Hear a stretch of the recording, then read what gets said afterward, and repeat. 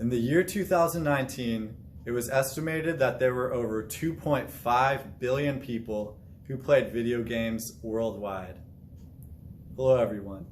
My cultural artifact that I'm choosing to share with you today is a video game controller for the Nintendo 64. It's a symbol of gaming culture that I choose to identify with. Now I know not all of you play video games, but maybe by listening to my speech and the feelings that video games have invoked in me, you might be able to relate to other areas in your life where you felt something similar because of the culture. The reason why I chose video game culture specifically was because of how long I've been playing video games.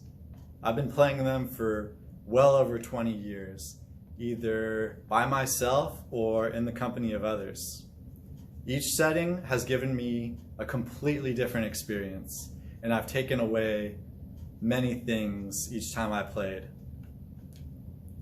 Today, I'm going to be talking about how my artifact is used in culture, the people who belong to video game culture, also known as gamers, the important lessons and values I learned while invested in my culture, the traditions of the culture itself, and why I chose gaming culture specifically to be a part of. So my cultural artifact is pretty straightforward. It's used as a means to operate or navigate the character in the video game that you're playing. However, different consoles have different controller layouts. Therefore, you must relearn the controls of whatever system you're playing on. The people in video game culture can come from all walks of life. They can be younger, they can be older, such as Skyrim Grandma, for instance, for those of you who know who that is. The important values and lessons I learned in video game culture are many. While playing alone, I learned that sometimes you need to think outside the box in order to move forward. I also learned the importance of stopping to smell the roses and taking in all the beauty that you're surrounded by at times. One of the most important lessons I learned while playing alone was being persistent in single player games. You can apply that to other areas of life as well. Be persistent until you reach your goal.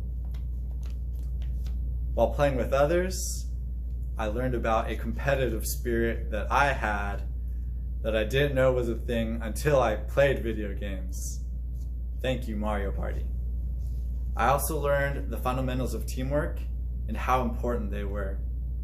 You can't go through life alone trying to do everything by yourself. Sometimes you need people by your side helping you out or people watching your back. Also, hand in hand with teamwork, I learned about the importance of communication. When communication is lacking, things can go very, very wrong.